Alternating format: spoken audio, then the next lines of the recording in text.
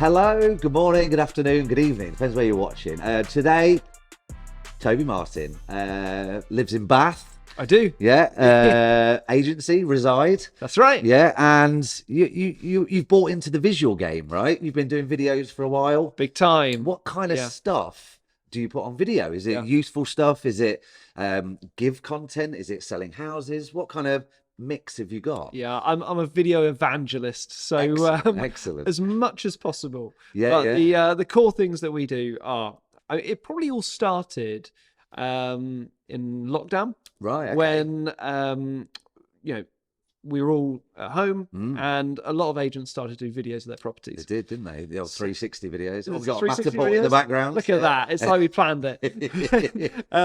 We didn't go for that. Not that there's anything wrong with that not support. at all, yeah. We just went with the mobile phone, walking around, showing you around the house.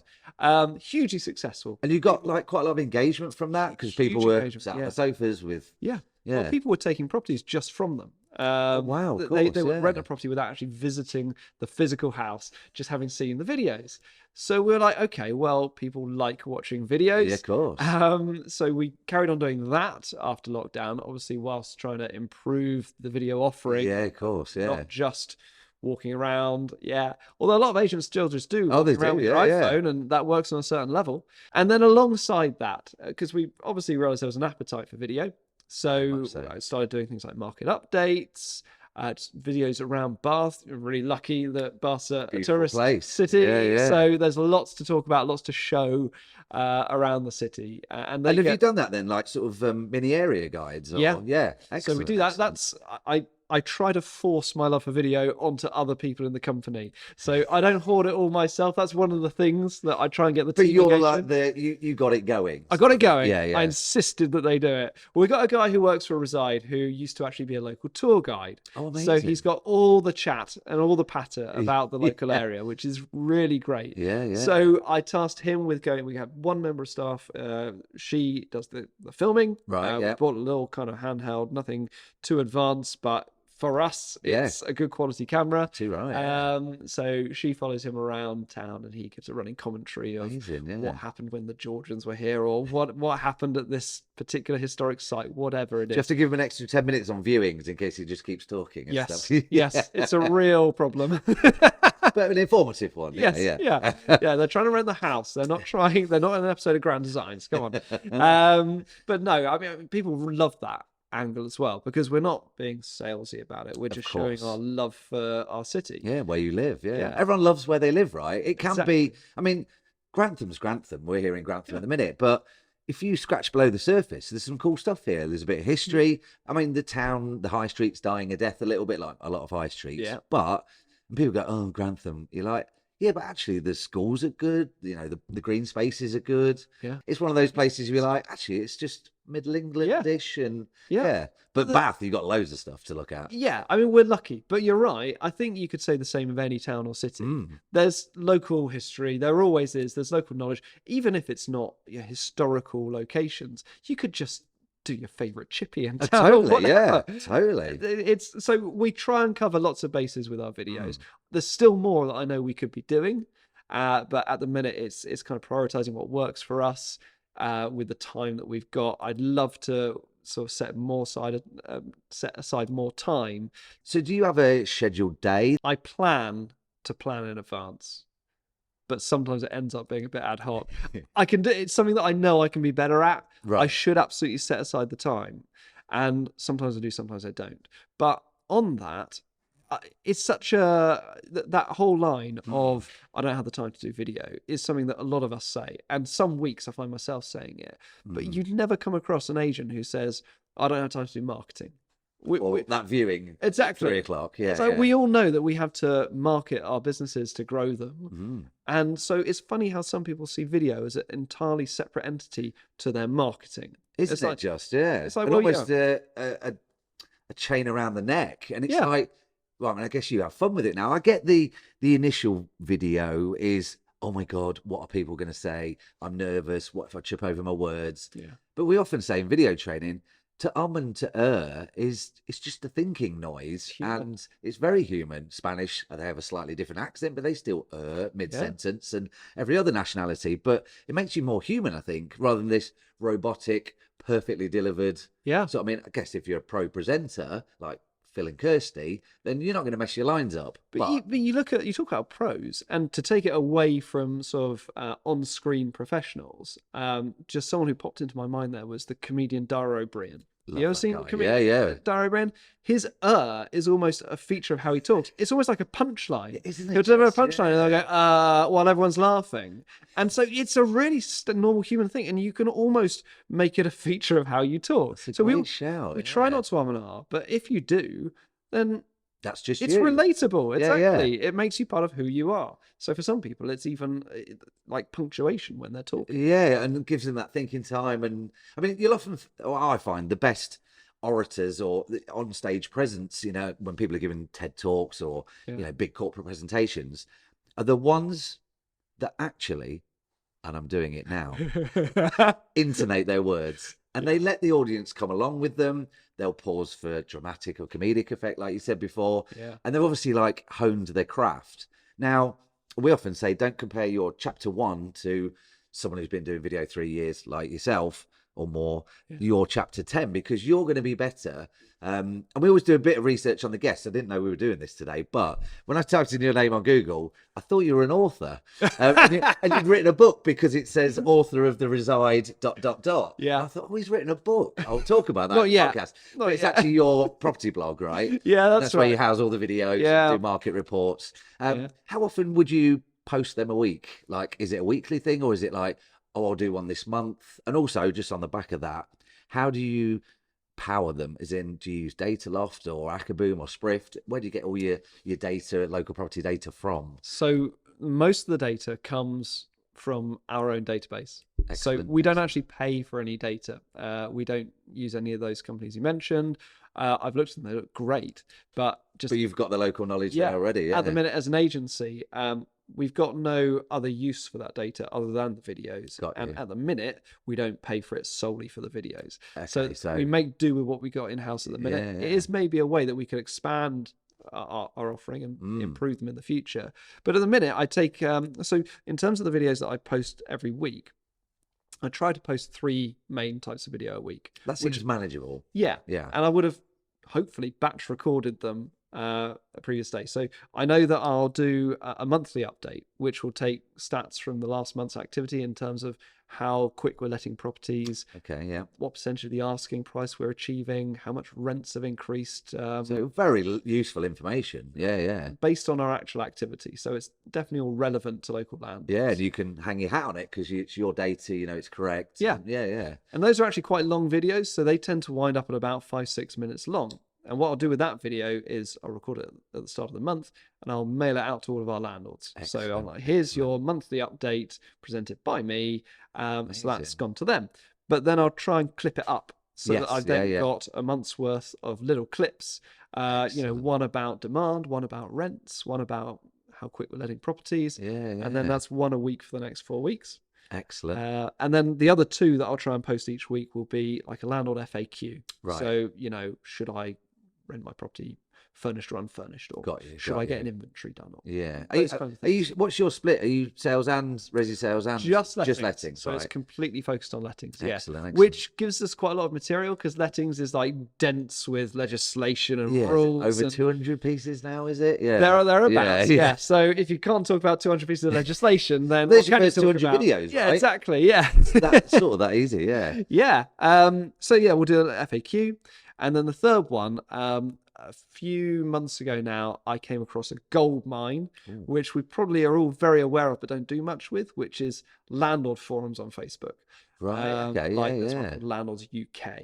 Right. This is where landlords, mainly self-managing landlords, share their problems, their questions, their concerns, their worries about the law. Yeah, it's like the Wild West on there. Like the stuff you read on there is mind-bending. And you're like, glad you're my landlord. Yeah, exactly. And I just every time I see a post on there from a landlord who clearly has completely lost their way, I'll screen grab it, email it to myself, and then I just film videos addressing those posts where I'm like, Great okay, idea, well, great idea. Joe, who's a self-managing landlord, has forgotten to register his tenant's deposit.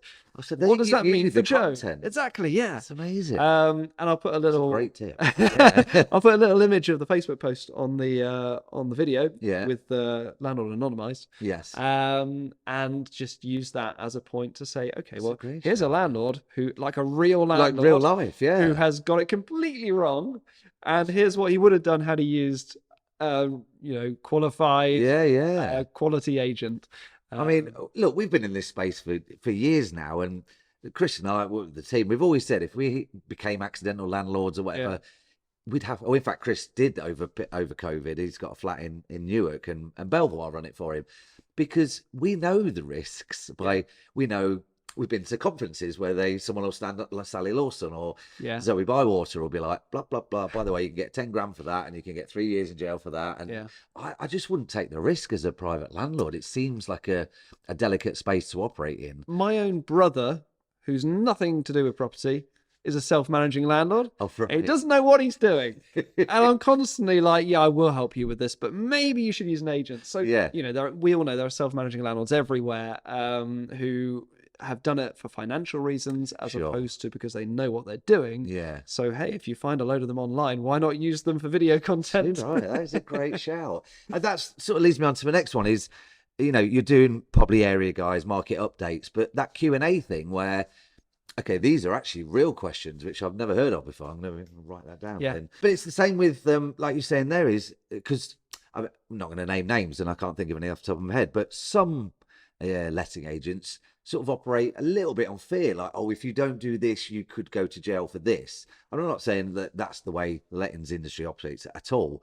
But I think when you know who you're talking to, because you're lettings only, so you're talking to landlords mainly, then actually you can tailor your content to that, and then, like you say, give them more rather than trying to worrying them into doing business with you. It's like, actually, this guy Toby, I've been watching him for the last, because you must have people inquire that watch you that you don't realise are watching you not in a snoopy way, but sort of. Well, I think they're called. We're always being watched. Yeah, we're always being watched. Yeah. Yeah. No, you're quite right, and certainly, I mean, the weirdest ones that I get are just I'll get the odd phone call just from someone who's in Fife or nowhere near Bath. Who's just saying, I found a YouTube video. I'd like to chat to you about these new regulations. And I'm like, okay, well, I know I'm not going to get any business out of this. Yes. You just found someone online who you watch their video, you trust that they know what they're talking about, so I'm going to call them for free advice.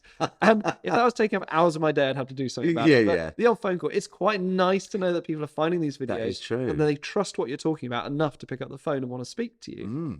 And going back to what you're saying about the FAQs, whenever people do sometimes say to me, well, okay, maybe I'll try video, but I don't know what to talk about. I think the best place to start is getting your whole team together and getting everyone to write down all the questions that they've been asked by landlords or prospective tenants. You should easily get 100 of them. I'd say so. If that's your job and you're dealing with landlords and tenants every day. Absolutely. Yeah. Any question, big or small. Because if people are asking those questions, then the likelihood is there's other people who want the answer to those questions. Too right. Yeah. And then you've got 100 video titles.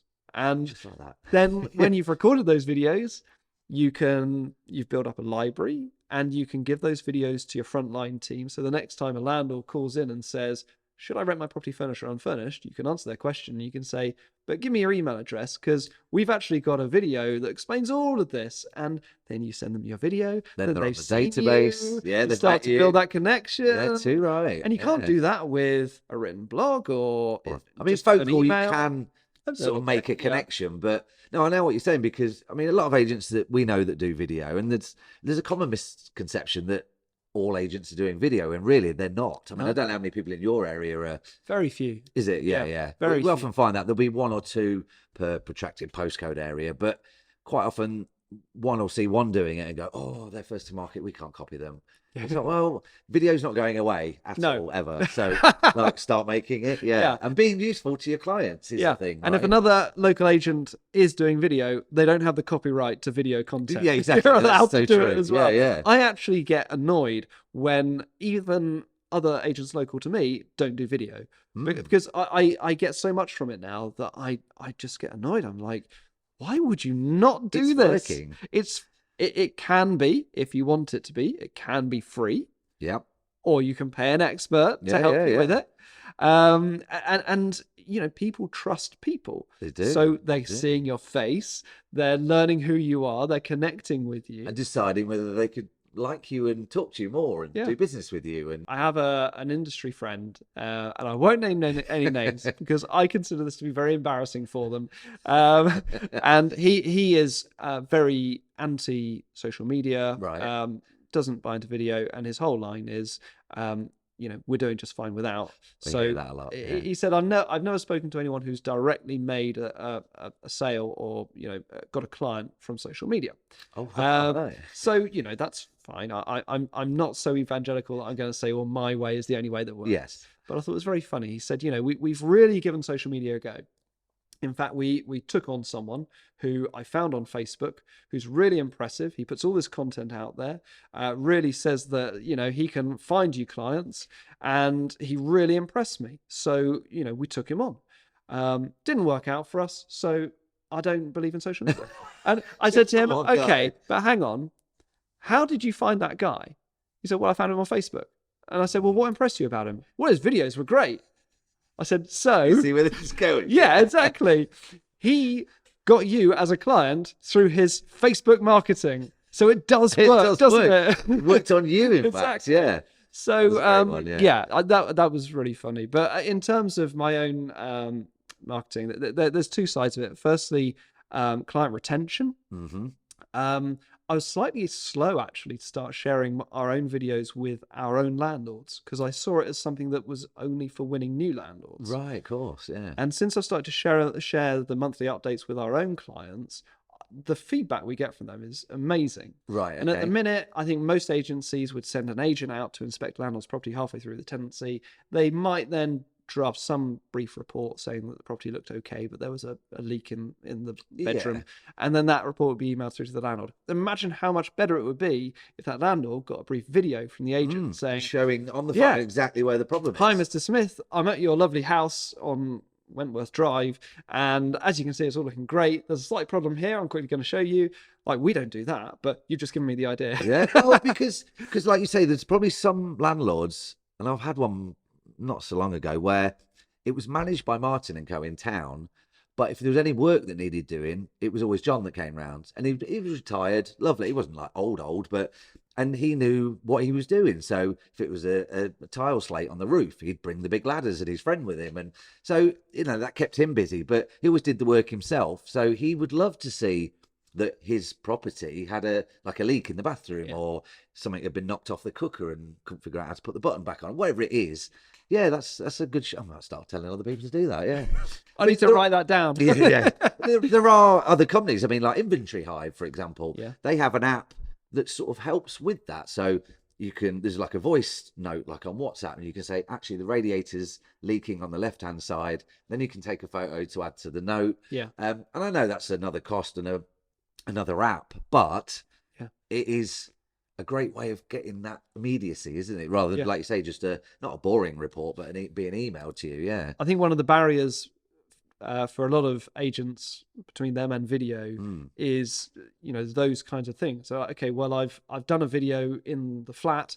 How do I get it to the landlord now? I need to get it off my phone. My emails are on my PC. Like logistics. Can't do it. So, you know, platforms like that. What are your favourite bits of tech that enable you to be rock star at lettings? Canva's great. Canva is great. I love Canva. Yeah. I spend way too much time on Canva than I should do. And actually, I've started to edit my videos on Canva now as well. You can do I used to do that on a different platform, right? Which I paid for separately. And actually, because I don't have many demands in terms of my videos, sometimes I put your graphic up or some text. Yeah. You can do all that in Canva. Well, it looks great. I was watching one, I think you were stood in an empty lounge just before. And and I don't know if you've been taught, but you leave some space to your left or your right so you can have the graphics on the screen. And I guess that's what we were talking about, alluding to earlier, that a little bit of planning goes a long way with the videos as well. Yeah. Exactly, yeah. So think about what content you're going to want on the screen. I do think some kind of graphics or text like coming up adds an extra element to the eye. If it is just you standing on screen with the camera, then... we find that unless you're famous, like... Not yet. Yeah. But like, why would you keep watching someone for a longer period of time and you go, who's this guy? Like, yeah, some engaging on screen. And there's a famous YouTuber called Mr. Beast. I don't know whether you have kids. Oh, or yeah. anything. And yet won a car, but yeah, exactly. maybe one yeah. day. It does give away a lot, doesn't it? One of his things is, and I did some sort of research on some of the best YouTubers a couple of years ago now, when we were sort of trying a new style of video, not just for clients, but for us as well. And he has something happen on screen every 7 seconds. Wow. Yeah, which is quick. And when you watch his videos, there is always something going on. Like I watched his new one with my lad on Friday night. Yeah. And his editors do a great job and they look great. And I'm not saying to letting agents put something different on the screen every 7 seconds, but it's worthy of consideration that, like you said there, just watching someone talk who you might not know or have met before is quite boring. Yeah. Like, not that you're boring or I'm boring on camera, but if you're not into the content the person's talking about and you don't know them, it's quite easy for someone to switch off, because that your video is here and the rest of the internet's here. Yeah. And they just click back twice and they're onto someone else. But yeah, text on screen also, I think it validates what you're saying as well. Not in an official capacity, but because it's on the screen while you're saying it, people often tend to take the information in better. Yeah. Well, people absorb information in different ways, aren't they? They do. I think increasing number of people are visual learners, so video obviously is great. But you know, the having text as well as the sound as well as the video, it covers all bases. It does, doesn't it? Yeah. Well, we always say it's the complete marketing tool, because you know, even if you've got deaf landlords or deaf tenants, you can put subtitles on. Even if you've got X, Y, and Z, video can sort of, it can be tailor-made to anyone's, I guess. Thanks for coming down. Great pleasure. Thank you so much. Yeah, we'll have you again soon. Look forward to it. Great day. Cheers, Matt.